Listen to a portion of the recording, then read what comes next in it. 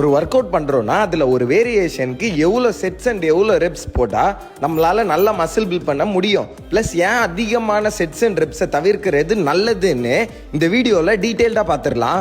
Okay, first உங்கள் கோல் muscle build பண்ணுறதுனா நீங்கள் ஒரு வேரியேஷனுக்கு 3 செட்ஸ், ஒரு செட்டில் 15 ரெப்ஸ்னு அப்படியே ஸ்டாண்டர்டாக ஃபிக்ஸ்டாக வச்சு ஒர்க் பண்ணணும்னு அவசியம் இல்லை.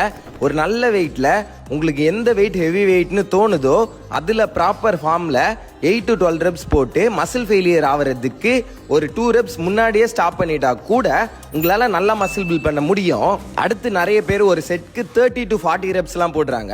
ரொம்ப கம்மியான வெயிட்டில் இப்படி பண்ணும்போது அந்த பர்டிகுலர் டைமில் அந்த மசிலுக்கு பிளட் ஃப்ளோ நல்லா இருக்கும். ஸோ நீங்கள் ட்ரெயின் பண்ணுற மசிலோட பம்ப் நல்லா இருக்கும். பட் இதில் நம்மளால் ஈஸியாக க்ளோஸ் டு மசில் ஃபெயிலியரை ட்ரெயின் பண்ண முடியாது.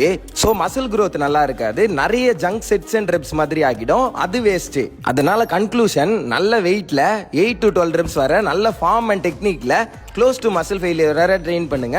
சிம்பிள். அண்ட் இந்த வீடியோ உங்களுக்கு யூஸ்ஃபுல்லாக இருந்ததுன்னு நினச்சிங்கன்னா த்ரோட் பெயின் ஃபீவரோடலாம் உங்களுக்காக வீடியோ பண்ணுற இந்த ஜீவனுக்கு ஒரு ஃபாலோ மட்டும் தட்டி விட்டுருங்க. நன்றி.